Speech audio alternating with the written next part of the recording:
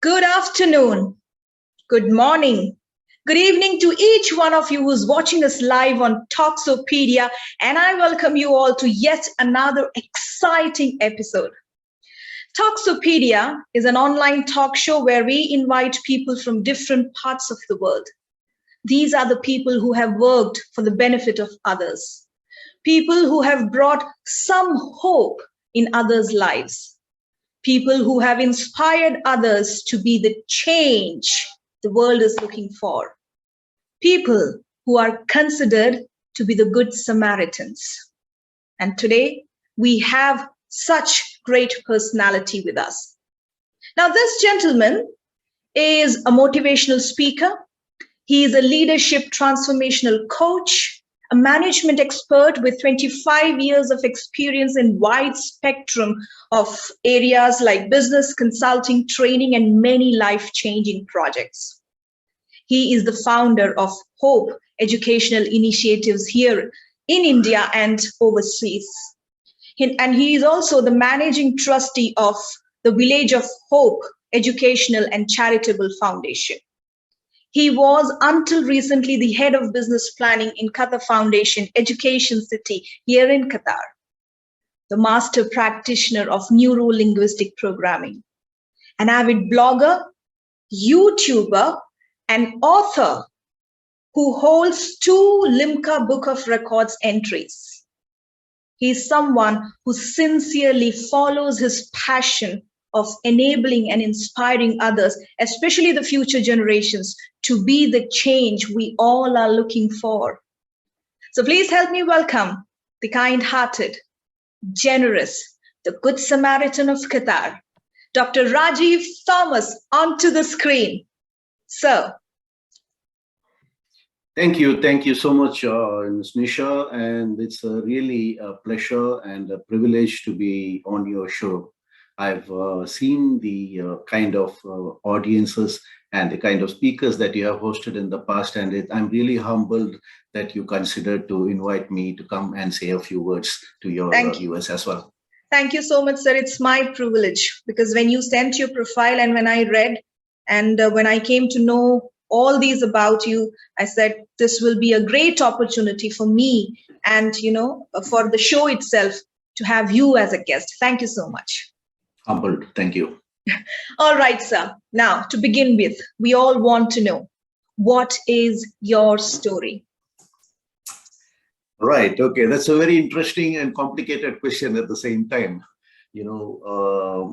When I saw your poster going out calling me a Samaritan and all that, I said, oh, wait a minute.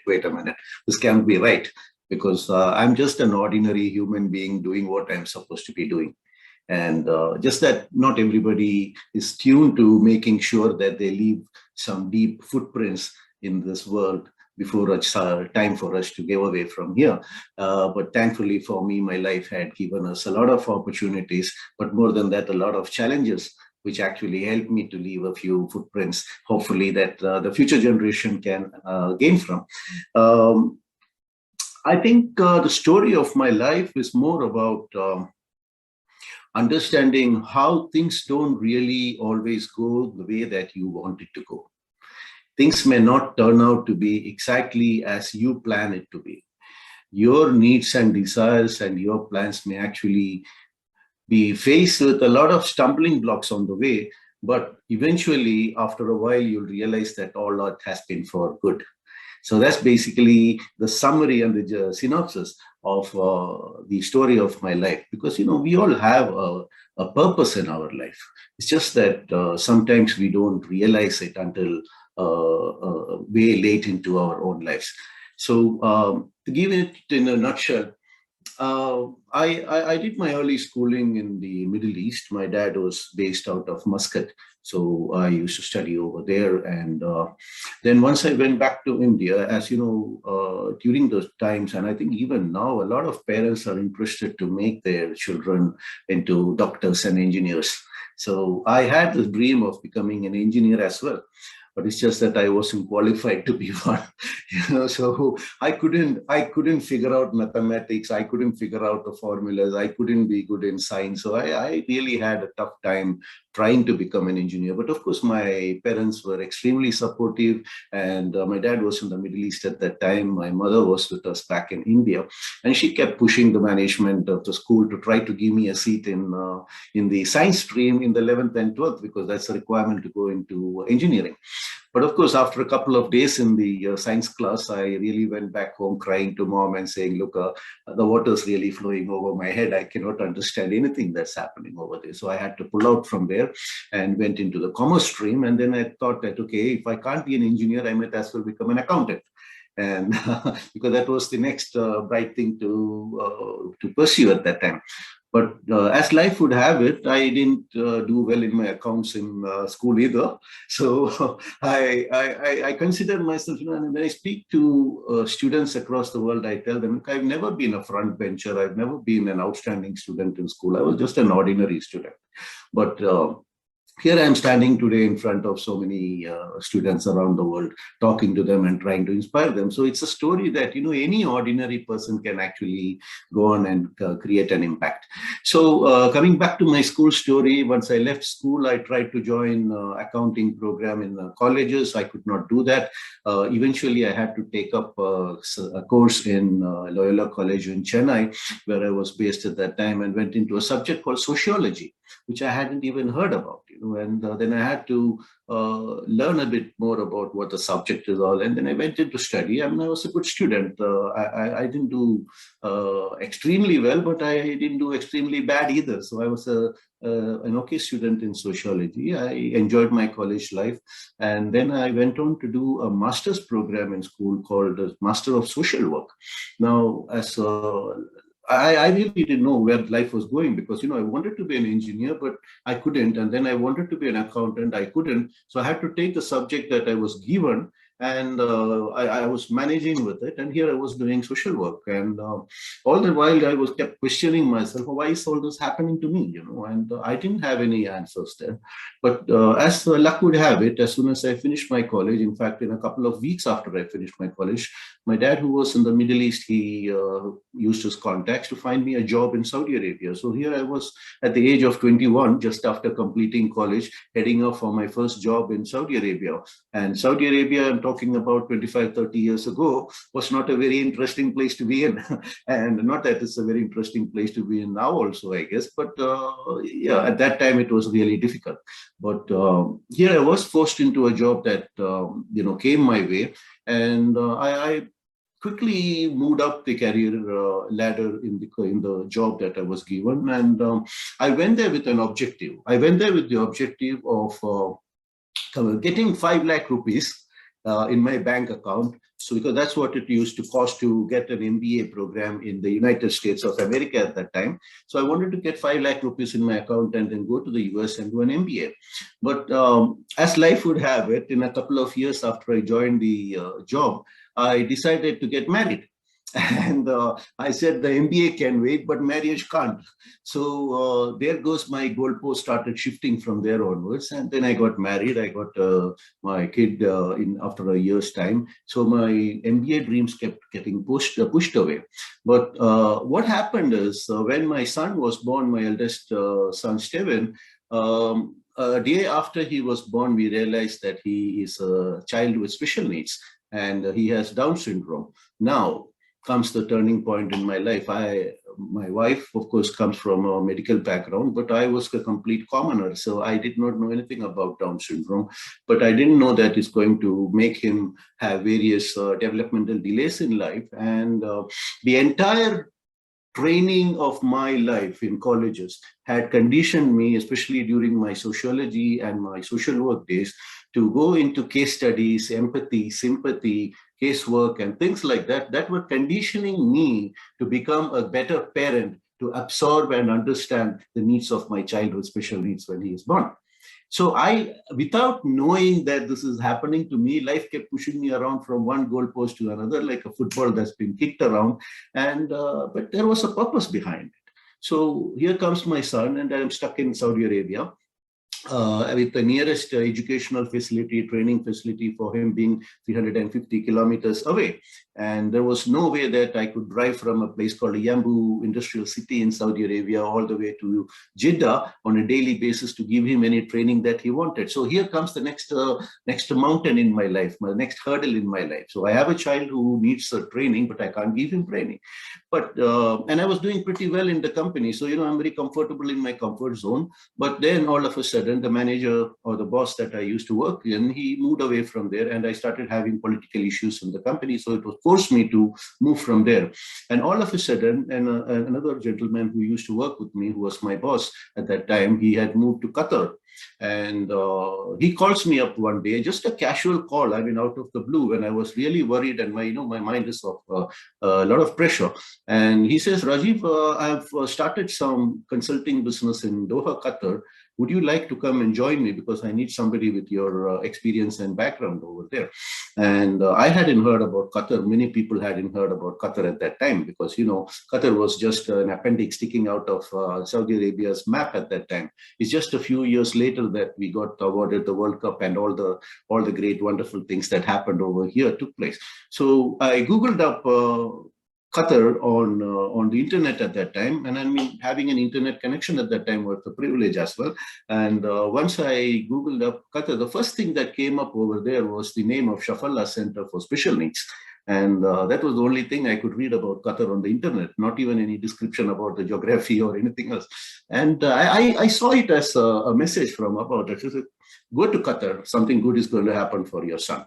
And I took the call, I came to Qatar, but once I reached over here, I realized that, it's not going to be very easy for my son to get the training that he needs at Shafallah, because, it's a facility that has a huge waiting list, and it's going to take a lot of time for me to get him there. And of course, I was in a small job. I was making small salary at that time, so I couldn't afford another facility and a private institution that was available here for children with special needs. So at that time, in conversation with like-minded individuals, with the support of members of the Indian Embassy, and of course, with the initiative from my wife, we decided that we would start a center for children with special needs. So that's how Hope Qatar came into being. And, we realized that we were not only parents who could not have a meaningful and affordable place for our son to go to study. There were many others. So that's how Hope came into being. So since then, there's been a lot of sequence of events, happening. And I found that, life has been pushing me to areas that I never wanted to venture into, but eventually it was all with a big purpose. And that's how Hope came into being. That's how the center that you spoke about back in India, which is a Village of Hope Foundation for the differently abled youngsters who could go and live in this place once their parents are no more, is a project that I'm handling at present. I've taken up a project to create specialized gymnasiums for differently abled individuals across India, because there are no specialized gymnasiums or health centers for them. They could go to other places, but they are not, sensitized or customized for this. So that's something coming up.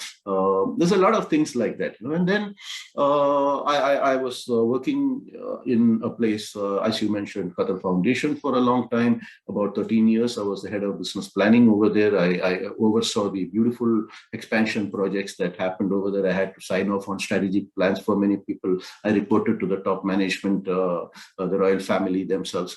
So it was a great opportunity, but at some stage you have to take a call and decide that, you want to go and pursue what's in your passion.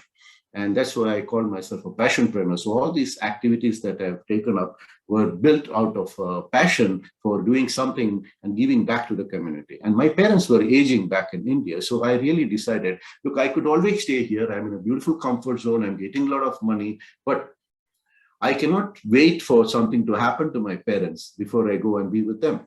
I come across a lot of people in Doha, Qatar, and around the world who come and tell me, look, I wish I could have gone back before something happened to my parents, it's too late and things like that. So somewhere you have to take a decision in your life that actually, enough is enough. And then let's go and do things that are more meaningful and more, so where your value system lies, So that's in just the story of my life. I think I've taken too much time already. No, that's fine. Because see, when we, looking at somebody on a poster, and when we read the profile, it gives us a certain idea. Okay, but people don't know what exactly has happened, in the background. So when we speak to each other, when we talk, there are so many things that I came to know about you. Otherwise, when I had your profile with me, I was like, oh wow, he's a motivational speaker, he has done this and that.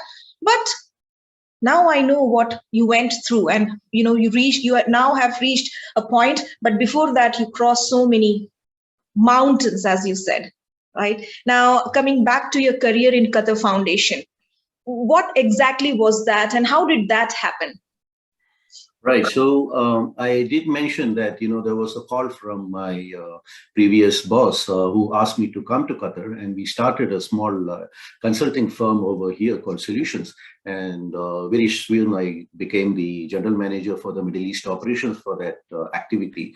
And we actually pioneered the concept of quality management system in Qatar at a very early stage. I'm talking many, many years ago. So one of our clients was Qatar Foundation. And we did a lot of projects for them in terms of creating systems and management systems and practices and their strategy and things like that. And one day I was approached by them by the end of the project, asking if I would like to stay on with them after the project. And of course, my boss also joined them. So it was a good team. All of us moved over there. And I moved rapidly into the business planning area, and that is in the strategic planning directorate of Qatar Foundation. And of course, we were guiding the long-term strategy for the foundation for over 13 years until when I decided that enough was enough and I could move on and go back home. So that's my story about the career of 25 years in the Middle East. So I started very young. I mean, 21 years was a very early stage to start a career. I might have missed out on some of the fun I could have had after college life, but no regrets, no regrets. You can always have fun in life whenever you want to. And I also read that you are a master practitioner of neuro linguistic programming. Okay, now I have also done the associate practitioner course. How does neuro linguistic programming, how has it helped you in your all these works that you do? Right. Okay.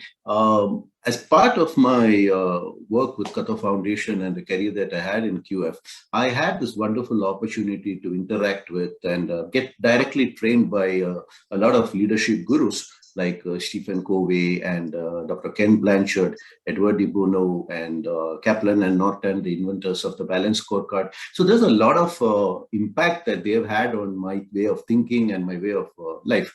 But then, I started reading up about neuro-linguistic program, which is basically about trying to use certain terminologies and language patterns to tune your brain to perform at a peak performance stage. And I said, look, this is a tool that I would like to have with me, because I started interacting with youngsters. I mean, as part of the Hope Qatar programs that we launched in Qatar, we used to have something called the Message of Hope, which is an annual event that talks about how people with disabilities or how people with challenges can overcome their challenges and disabilities if they are given the right opportunities. So we used to bring to Qatar self-advocates from around the world. And one of the people I brought into Qatar was Nick Wojcik. Some of you may have heard about him, the man without arms and legs.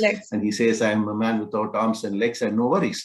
So he was my guest here in Qatar, and we did massive programs. We had more than 200,000 people attend that event. And, so over many years, I've had this chance to interact with people. A lot of them have gained from the programs that I did. So I said, look, if I can grab a little bit more techniques of using the light language patterns and things to impact life more, especially when I talk to the youngsters, it will help me. So I went and did this course for the basic program, and then I did the master's as well. And I don't call it, practicing NLP anymore, but I just introduce it in a subtle manner in every message that I have for the audiences, either be it in my books or in my blogs or in my YouTube channels or wherever it is. So it's actually helped me a lot also to overcome my own personal challenges. I've gone through a lot of difficulties, and sometimes to practice some of these techniques helps us to overcome some of the difficulties that you have in life. Right. Now, you have left the, that what should I say, that designation in Qatar Foundation. You have left that part. Now, what are you doing currently? What are your main projects that you are handling? Right. Okay. I think I'm just enjoying my life a bit. Uh, there are challenges, personal challenges, interpersonal challenges, financial challenges. Everything will be there, but I think I'm following my passion. First of all, I have the opportunity to be with my parents as they are aging. So I'm on call. So I spend about half my month in India and half my month in Doha at present.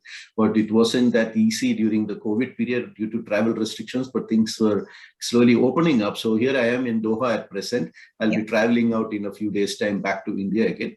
I come over here to Qatar mainly to expand and enhance the projects that we have at Hope Qatar Center for Children with Special Needs. We just moved to a much larger facility now. So from 60 students, now we can start serving 100, and we will be expanding into other parts of Doha as well. So I focus a lot on that. I had a lot of time, so I wrote my latest book recently. It's called Let's Move Mountains. I'll speak about that in a couple of minutes to you as well. And I pursue a lot of speaking opportunities because people invite me, and I go to colleges, I go to schools, I travel across the country. I've been all the way up to Rajasthan, even to the remotest villages, to speak to students over there and tell them that, look, it doesn't matter where you are based.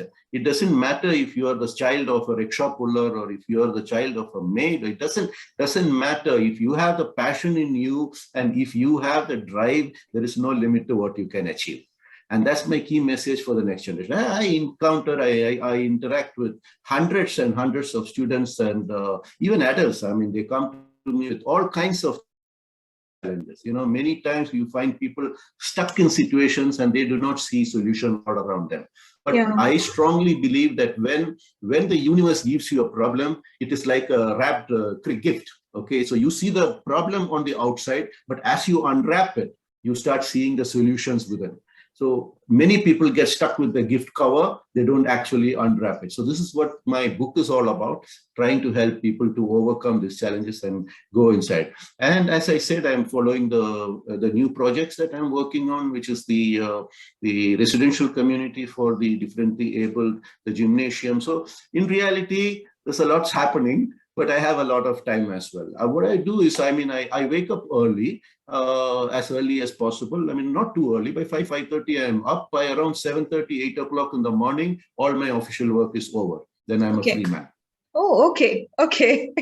All right. And sir, you spoke about your books, and I also read that you hold Limca Book of Record entries. What was that about? Two of them, actually. Yeah.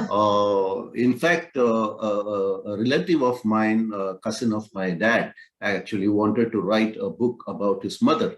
And he teamed up with my dad, who actually has written 14 books by now. Actually, 15 books. He just published the 15th one recently. He's 80 years old now, and he's still working hard over there. And he is the one who actually inspired me to take up my doctorate as well. Because after retirement, way into his 60s plus, he went and did his PhD. And then he calls me up one day and says, son, when are you doing yours? So that's what put me on the path of my doctorate. And in fact, so this uncle of ours, he wanted to do a book about his mother. And we started collecting stories from around the world. So it was a co-authored book with hundreds of stories, including one that came in from Dr. APJ Abdul Kalam. He wrote a story about his own mother, and that came in. But as soon as that book was published, immediately there came the call for a book about fathers. And they said, look, if you could make a book about mothers, why don't we do one about fathers? And we did that. And that's the book that actually went in to get me to Limca Book of Records for the largest co-authored book related to mothers. Sorry, about fathers, and also the largest book signing ceremony, because we had hundreds of people coming in to do signing of the book on a particular event that was held at Pearl, Qatar over here. So that's what actually got me into the Book of Records. Wow, I mean, I should say that's what got all these hundreds of authors into it. Wow, that's great. And talking about your book, Let's Move Mountains. Yeah, right. Interesting title. if you can, share something about the book. And also, I want Certainly. to know why. I exactly want to know this. How can somebody move mountains? Okay. Yeah, the Right. challenges in their life. So let's start with your book first. Yeah. I think that book shares a lot of my own personal journey. Hmm.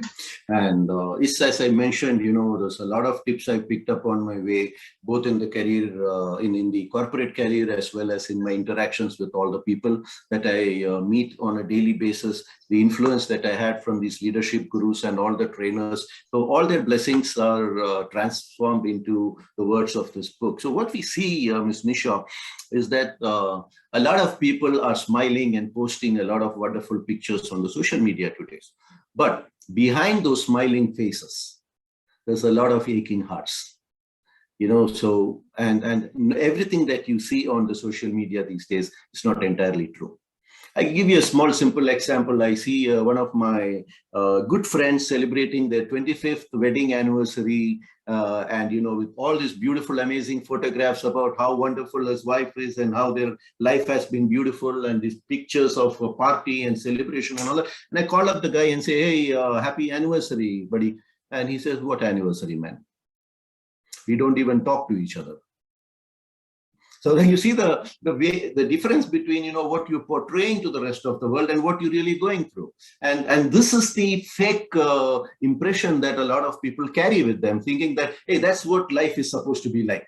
How come I am not like that? How come my life is not like that? And when you start comparing yourself with that fictitious or artificial, and I'm not saying everybody is like that, there's a lot of happy people also, God bless them. And when you start comparing your life with that of others, as you see on social media, a big gap comes into your mind. And then you're stuck in that gap thinking about, why am I not happy like them? Why am I not satisfied in my life like them? So there's a lot of challenges like that. Everybody, I mean, any people that you interact with today have some kind of a challenge in their life.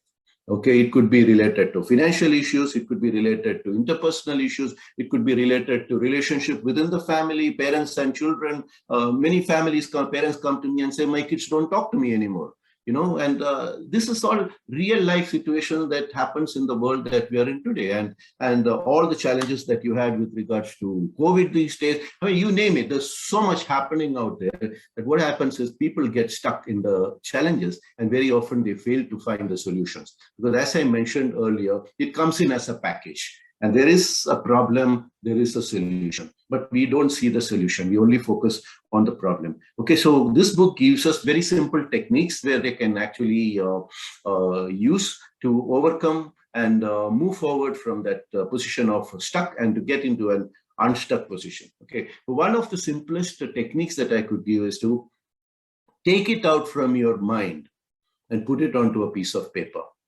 First step is to understand and recognize that there actually is a challenge or is the problem.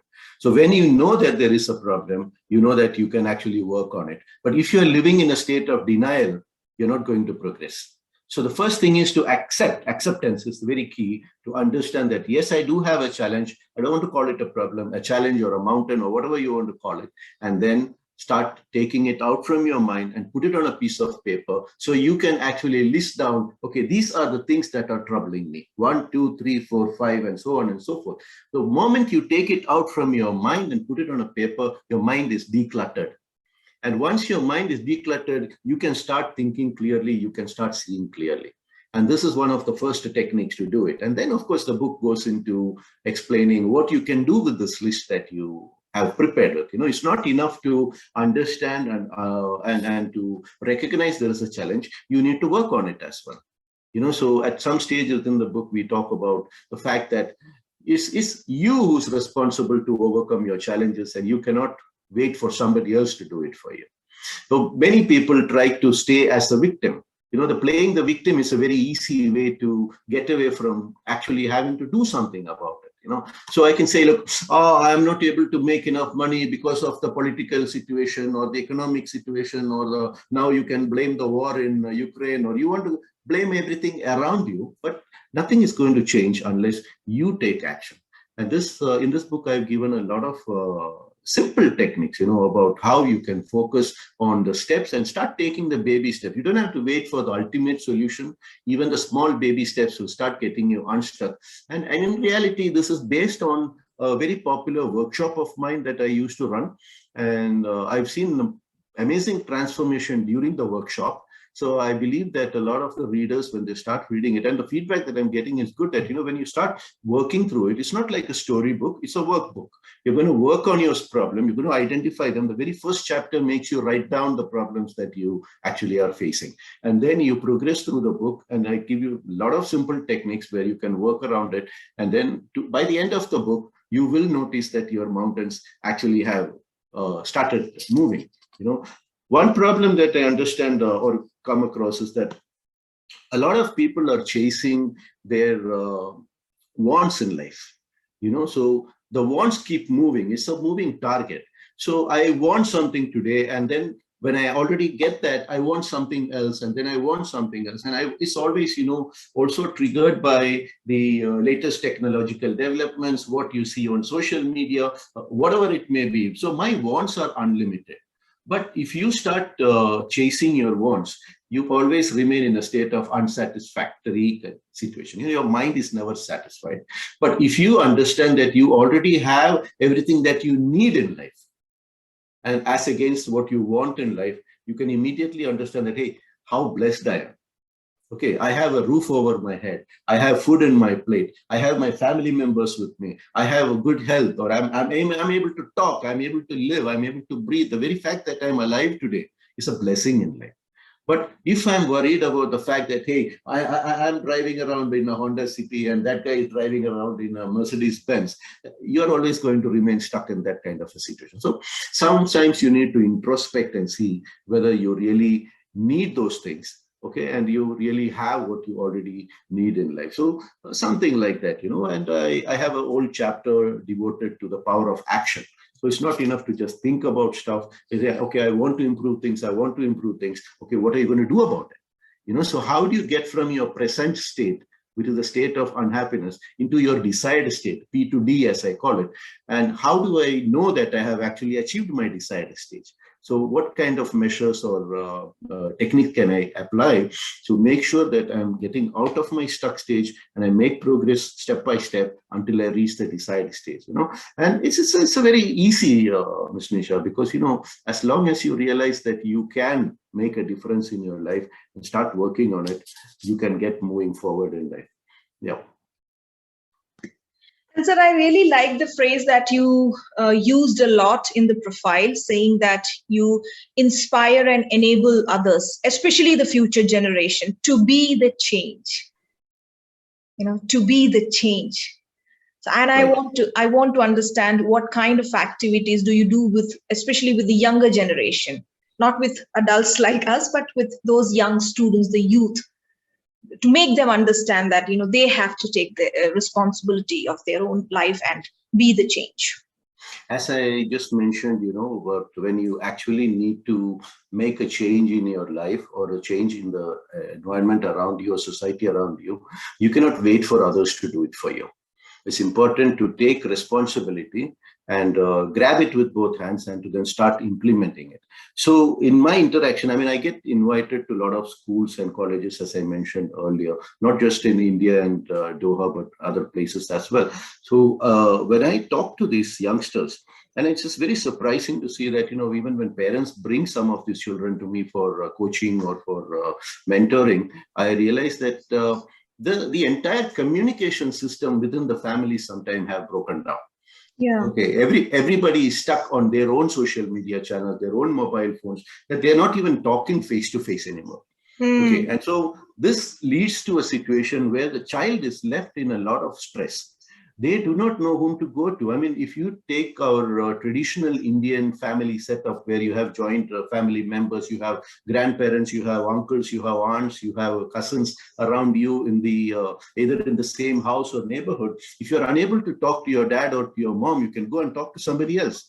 Okay, so we know as adults that when we are having a pressure and if we are not able to talk to somebody about it, what does it do to us? It's like a pressure cooker that keeps building pressure inside. And if you can't lift the lid off, it's going to burst one day. True. Right. So where these children do not always have the avenue to do that. And to add to it, parents keep adding pressure on them with regards to performance in education. The society keeps adding pressure on them in terms of, being prettier or being smarter and being attractive and being liked by so many people on social media or being followed by so many people. They are living in a constant state of pressure. And it's very important for us to let them know that it's okay not to be perfect. Because, the world that we have left for them, I mean, I would blame our current generation, my generation, your generation, that we've created this environment where the children are not able to perform to their fullest and to be children.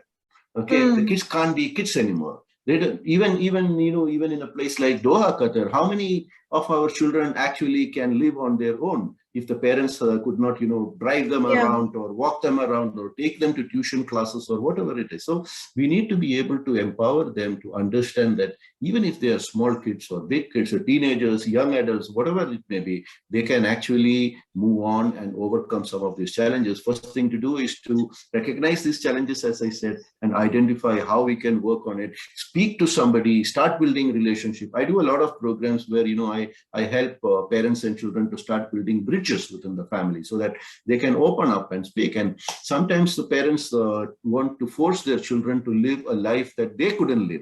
They wanted to be an engineer, so I want my son to become an engineer. Maybe this kid doesn't even have the aptitude to be an engineer.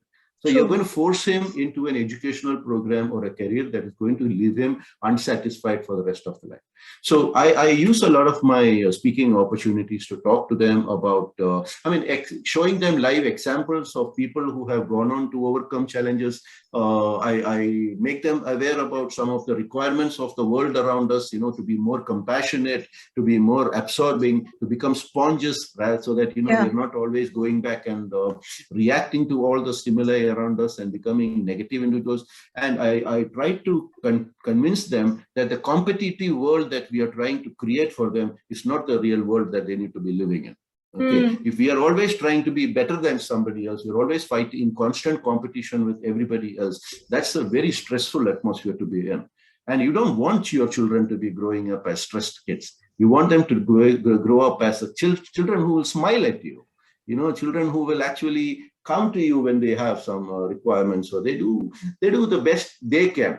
Don't compare them with others. So that's the kind of work that I do with, and the feedback that I receive or the satisfaction that I get is that when I walk around somewhere and a youngster suddenly comes up to me and says, "Sir, aren't you Dr. So-and-so?" And I say, "Yes, I am Rajeev." And he says, "Sir, when you came to my school 5 years ago, 6 years ago, and you spoke about this topic and you told me about the challenges and that I can overcome it. And sir, at that time, I didn't know how I'm going to follow my passion, but today I'm able to do this. I got admission in this college, or I got into this job or something just by listening to what you said that day. That makes my life."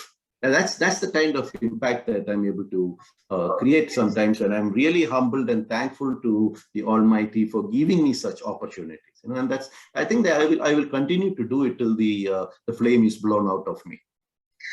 So now, I know you as a motivational speaker, a management expert, YouTuber, blogger, author.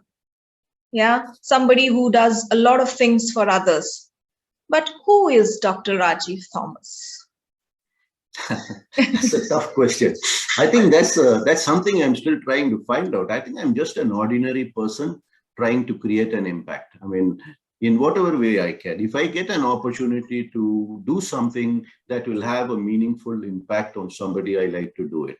It may not always be easy for me, but if there is some way that I can put a smile on somebody's face, I would like to do that. And I know I'm a person with lots of imperfection. I'm still learning to be a good human being. But as I'm still going through that learning curve, I try to do my best. So, but at the end of the day, I am a father who loves his kids very much, and a person who hopes that I can fulfill my obligations to making sure that I have taught them to travel on rough roads, because many of the parents today are trying to make the roads smooth for their children without really empowering them to travel on rough roads, because the roads that they are going to face are not going to be smooth.